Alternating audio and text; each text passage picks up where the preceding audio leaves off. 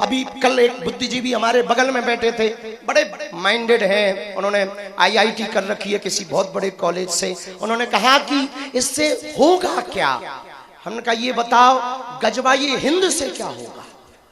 तो उनको बड़ा बुरा लगा। बोले नहीं नहीं, हम तो दोनों के ही पक्ष में नहीं, हम तो थोड़ा अलग माइंड के आदमी हैं। हमने कहा तुम अपसेट माइंड के आदमी, तुम्हारी बुद्धि खराब है, तुमको ज्ञान का कीड़ा काट रखा है, सेकुलरिज्म का कीड़ा काट रखा है। बोले हाँ मैं वही कहना चाहता हूं, मैं सेकुलर हूं। हमने कहा ठटरी के बरे, ना तुम इधर हो ना तुम उधर हो, बीच के हो। बीच का कौन होता है समझ जाओ। उसको और बुरा लगा, भड़बड़ा गया। बोले आप हमें बनाना क्या चाह रहे हैं? हम कहे जय किन्नर भगवान। फिर तो वो इतना भड़क गया, इतना भड़का, पूरी पदयात्रा में कुछ नहीं बोला। हमने 2 बार चाय दी, चुपचाप पी ली उसने। हम कहे बेटे चाय पी और राय ले, और देश में रहना है, हमारे साथ चलना है तो चाय भी ले, पर चर्चा गाय की कर। फिर वो जाने लगा तो फिर हमने उसको कहा, हमने कहा my dear you come here, ठटरी के बरे इधर आओ। बोले हाँ। हम कहा सुनो, हम इस देश में एकता क्यों चाहते? यही कीड़ा है ना तुम्हारे अंदर। उत्तर सुनो, कुछ लोग इस देश के तिरंगा में चांद देखना चाहते, हम चांद पर तिरंगा देखना चाहते, बस ये चाहते हैं। बोले इससे क्या होगा? हम की एकता से यदि कास्टिज्म शून्य होगा, राष्ट्रवाद बढ़ेगा। कास्टवाद शून्य होगा तो जातियों में बटे हुए व्यक्ति ऊंच नीच, अंगड़ा पिछड़ा, जात पात की लड़ाई में अपनी एनर्जी खत्म करने की बजाय राष्ट्र को आगे बढ़ाने में अपनी ऊर्जा को लगाएंगे और भारत विश्व गुरु बनेगा। हम ये करना चाहें। आज भी गांव में कई विवाहों में घोड़ियों पर नहीं बैठने दिया जाता। आज भी गांव में भेदभाव के नाम पर बांट दिया जाता। इसी छुआछूत और भेदभाव में सनातन से कई लोग विमुख हो गए। कोई बुद्धिस्ट बन गया, कोई हलीउल्लाह वाला बन गया। सनातन की सबसे बड़ी कमजोरी है, इस्लाम धर्म को कोई स्वीकार करे तो तुरंत चच्चा जान हो जाता है, अम्मी जान हो जाता है। कोई ईसाई बने तो वो सर, मिस्टर, सिस्टर हो जाता है। पर कोई हिंदू धर्म में रहे तो या तो वो जाट हो जाता है, या बर्मा रहता है, या शर्मा रहता है, या क्षत्रिय रहता है। हम ये कहना चाह रहे, ना तुम बर्मा रहो, ना शर्मा रहो, ना क्षत्रिय रहो, ना वैश्य रहो, ना शूद्र रहो। तुम पहले हिंदू रहो, तुम पहले हिंदुस्तानी रहो, बाद में कुछ भी रहो। इसलिए एक बात और हम अपनी बात विराम करने के पहले कहें, वो दिन दूर नहीं जब तुम्हारे गली मोहल्ले में भी बम फूटेंगे। उनके डॉक्टर भी फोड़ते और अपन नारियल फोड़ फोड़ के मरे जा रहे हैं। गजब बात देखो, उनमें और हम में कितना अंतर है। वो बम फोड़ने पर भरोसा करते, हम लोग नारियल फोड़ने पर भरोसा करते। इसलिए वो मार देते, हम लोग गिनती करते रहते, हम लोग गिनती भर करते रहते हैं। हमने स्पष्ट रूप से इस्लाम धर्म की पूरी कौम से कहा कि तुम हमारे विरोधी नहीं हो, न हम तुम्हारे विरोधी हैं। और यही वो हिंदुस्तान है कि बंटवारा जब हुआ, ये बात बहुत दृढ़ता पूर्वक सरदार वल्लभ भाई पटेल ने अपने भाषणों में कही है। वल्लभ भाई पटेल ने 1947 के बाद कहा कि इस देश में, हिंदुस्तान में रहने वाले आधे से ज्यादा मुसलमानों ने जिन्ना के साथ खड़े होकर के पाकिस्तान की मांग की थी। पर दुर्भाग्य ये है, जिन्होंने मांग की थी वो सबके सब पाकिस्तान नहीं गए। जब तुमने मजहब के नाम पर देश मांगा तो तुम्हें जाना चाहिए। कोई बात नहीं, रह गए और अच्छी बात है। हमारा तो वसुदेव कुटुंबकम का सूत्र है, हमारा तो वन वर्ल्ड वन फैमिली का सूत्र है, एक विश्व एक परिवार का सूत्र है। तुम रह गए, कोई दिक्कत नहीं। पर एक बात, हम अन्य देशों से आए हुए रोहिंग्याज, बांग्लादेशी, शरणार्थी जितने भी हमारी बात को सुन रहे हैं टीवी के माध्यम से, हम एक बात तुमसे कह दें, कान खोलकर सुनो। भारत एक देश है, कोई धर्मशाला नहीं है। जो आप यहां शरण लो, पर शरण भी लो तो कायदे में लो। और इस्लाम धर्म के सभी लोगों से हम कहेंगे तुम हमारे हो, इसमें कोई संदेह नहीं, हम भी तुम्हारे हैं, इसमें भी संदेह नहीं। यदि हम विरोधी होते तो अब्दुल कलाम को सलूट ना करते, रहीम रसखान के दोहे ना गाते। हम रसखान के भी दोहे गाते हैं, अब्दुल कलाम को भी सलूट करते हैं। पर आप अपने युवान बच्चों को समझाओ कि वो डॉक्टर की पढ़ाई पढ़ करके भी आतंकवादी ना बने, अब्दुल कलाम बने। ये बात अपने युवानों को समझाओ, अपने बच्चों को समझाओ, क्योंकि ये देश बाबर का नहीं रघुवर का है। जिस ब्रज भूमि में हम लोग खड़े हैं, उनके एक भैया हैं दाऊ भैया। यदि हल मूसल उठ गया तो फिर बेटा तुम्हें लाहौर में जगह मिलेगी। हाँ, बाद में मत कहना। और जिन्हें अभी महाराज जी ने संकेत किया, परमार्थ निकेतन वाले पूज्य महाराज जी ने, कि कुछ लोग इस देश में ऐसे हैं, खाते भारत का है, गाते पाकिस्तान का। वंदे मातरम क्यों नहीं बोलेंगे आप? राष्ट्रीय गीत है क्यों नहीं बोलेंगे? भारत माता की जय क्यों नहीं बोलेंगे? भारत मातृत्व प्रधान देश है, यहाँ गाय को भी माता कहा जाता, गंगा को भी माता कहा जाता, यमुना को भी माता कहा जाता, गायत्री को भी माता कहा जाता, और हमारे देश को भी भारत माता कहा जाता है। फिर आप जय क्यों नहीं बोलोगे? तो कुछ मजहबी कट्टरपंथी कहते हैं नहीं हम जय नहीं बोलेंगे, ठटरी के बरे। तो फिर तुम रहते कहाँ हो? लाहौर की टिकट कटवा लो, फ्लाइट ले लो बेटा। जब तुम्हें भारत माता की जय बोलने में दिक्कत है तो यहाँ काहे को रह रहे? भैया हम तुम्हारे विरोधी नहीं, पर एक बात हम फिर हिंदुओं को कहेंगे, हमें इन बातों पर भी ध्यान नहीं देना। हिंदू वो नहीं है जो मुसलमानों को गालियां दे, हिंदू वो है जो सनातन को तालियां दे। हमें इस्लाम या ईसाइयों का विरोध नहीं करना हिंदू एकता से, हमें अपनी संस्कृति को बढ़ाना है, अपने बच्चों को पाठ पढ़ाना है, घर पर भगवा ध्वज लगाना है, गांव से भेदभाव छुआछूत मिटाना है और भारत को भव्य बनाना है। और उसके लिए सब संत बड़ी कृपा करके, कष्ट पा रहे संत फिर भी चल रहे। बद्रीनाथ वाले महाराज जी की तो नाक से खून निकला। हमने कहा कि बहुत गर्मी है आप रुक जाओ, नहीं माने, बोले नहीं हम चलेंगे।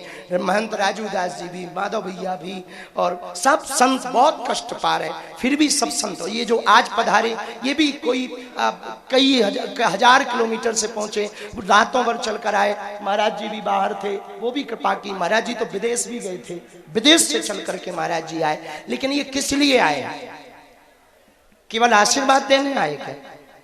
आशीर्वाद देने तो आए हैं, ये बताने आए हैं कि भारत को एक करने के पहले हम साधु समाज को एक कर चुके हैं। हमारे सब महापुरुष एक साथ इसलिए खड़े हैं, सब संत एक साथ इसलिए खड़े हैं कि ये जो काम है ये देश के लिए है, ये जो कार्य है एकता का आने वाली पीढ़ियों के लिए है। हमारी हाथ जोड़कर प्रार्थना है सभी पदयात्रियों से, आप घर जाएं, ये विचार लेकर जाएं, भारत को छुआछूत भेदभाव मुक्त बनाएंगे। कोई पूछेगा तो परिचय हिंदू और हिंदुत्व बताएंगे, घर पर भगवान लगाएंगे, माथे पर टीका लगाएंगे ताकि सनातन फीका ना हो। और जब किसी हिंदू पर कोई विपदा आएगी तो सबसे आगे आएंगे। बस इन विचारों को आपको घर ले जाना है और कल से इसी पर कार्य करना है। आज रात को हम आपको राधा गोविंद जी मंदिर में मिलेंगे, क्योंकि आज बहुत लेट हो गए हैं तो थोड़ा चलना जरूरी होगा, समय पर चलना जरूरी होगा, जल्दी चलना जरूरी होगा, तो थोड़ा स्पीड से चलेंगे। दोपहर का भोजन कहाँ गए?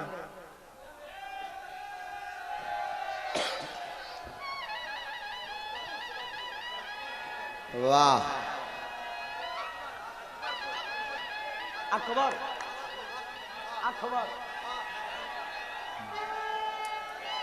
वैसे भोजन जहां है वो जगह तो ठीक ठाक नहीं है। जब इन्होंने नाम लिया तभी हमारे मुंह से बाहर निकला अकबरपुर है। हाँ, रघुवरपुर होना चाहिए। हाँ, वो भी अब आप तो नाम बदलवा रहे, यदि हम नेताजी होते तो अभी ठोक देते हैं। हाँ, कह देते भाई आदेश निकालो। हाँ ये ठीक है, यादव हरियाणा ढाबा के पास रुक जा भैया, इतनी माला लें कि हमारे तो जैसे 2-4 चपजे हैं। बैठ जा माले खड़ो, बैठ जाओ दीना, बैठो। हिंदुओं, एक बात आप कान खोलकर सुनो। आपने ये जो परिश्रम किया, आपने ये जो बहुत त्याग किया, कुछ लोग नौकरी छोड़कर आए। कल के जत्था में लगभग 12 सिपाही जो देश की सरहद पर सेना के रूप में सेवा करते हैं, वो नौकरी की छुट्टी लेकर के पदयात्रा में सम्मिलित होने आए। तो हमने उनसे पूछा कि आप जो कर रहे हैं वो हमारा ही काम कर रहे हैं, आपको छुट्टी की आवश्यकता नहीं है। तो उन्होंने कहा, गुरुजी वहां तो है, हमारी यहां जरूरत थी, इसलिए हम आए। हमारी आंखों में आंसू आ गए कि कितनी श्रद्धा है राष्ट्र के प्रति, राम के प्रति, सनातन के प्रति। हम एक बात कहना चाह रहे हैं, आपने ये जो श्रम उठाया, कोई 90 वर्ष की मैया को लेकर चल रहा, कोई कल हमको 4 बच्चे मिले हरिद्वार से कांवड़ लेकर आए, और कांवड़ 1-2 किलो की नहीं, 51 किलो की कांवड़ रखे। और विचित्र बात, 2 बच्चों ने प्रण ले रखा था कि जब तक मिलेंगे नहीं गुरुजी तब तक हम पानी नहीं पिएंगे। मुंह सूखा हुआ था, गिर रहे थे, कई बार वो बेहोश हुए। जब हमें प्रशासन के लोगों ने बताया, तय है तो खड़ो का यहाँ होगा, बैठ जा, नेता बनेगा, बड़े पागल हैं। फिर हमको प्रशासन के लोगों ने बताया ऐसी ऐसी बात है। हमको तो बहुत कष्ट हुआ। हम एक बात कहना चाहें, ये पदयात्रा आपने जो की है ना, अपने लिए नहीं की, आपने आने वाली पीढ़ियों को बचाने के लिए की है। आज यदि आप सड़कों पर नहीं उतरेंगे, आप नहीं जागेंगे, आप यदि एक नहीं होंगे, तो वो दिन दूर नहीं है जब 1947 में भारत का बंटवारा पाकिस्तान से होता है, पाकिस्तान बनता है भारत का एक टुकड़ा। तो उस समय पर 22% हिंदू थे पाकिस्तान में, आज मात्र 2% बचे। Indonesia, Cambodia, Burma, Fiji, Mauritius, इन देशों में बहुतायत संख्या में हिंदू रहता था। हर जगह हिंदू घट रहा। यहाँ की छोड़ो, अपने भारत में असम, त्रिपुरा, मेघालय, पश्चिम बंगाल और हरियाणा का नूह मेवात के 152 गांवों में मात्र 5% हिंदू बचा। ये हिंदुओं का दुर्भाग्य है, सनातनियों का दुर्भाग्य। हिंदू राष्ट्र तब बने जब बने, पर हम हिंदू बन जाएं, ये बहुत ज्यादा जरूरी है। यदि हम हिंदू ही नहीं बनेंगे तो हिंदू राष्ट्र नहीं बन सकता है। यदि हम अपने आप पर, अच्छा देखो, मुसलमान कभी नहीं कहता है कि हमें गर्व है हम मुसलमान, पर हिंदू जरूर कहता है हम गर्व से कहो हम हिंदू। क्यों गर्व से कहें? हम हिंदू हैं ही हैं। गर्व तो स्वाभाविक है, उसके लिए लिखने की जरूरत क्या है, उसके लिए कहने की जरूरत क्या है? अरे गौरव है, हमारी महिमा है, हमारी पहचान है। इस देश में जन्म लेने वाला हर व्यक्ति हिंदू है। अब वो ना माने, वो उसकी कमजोरी है।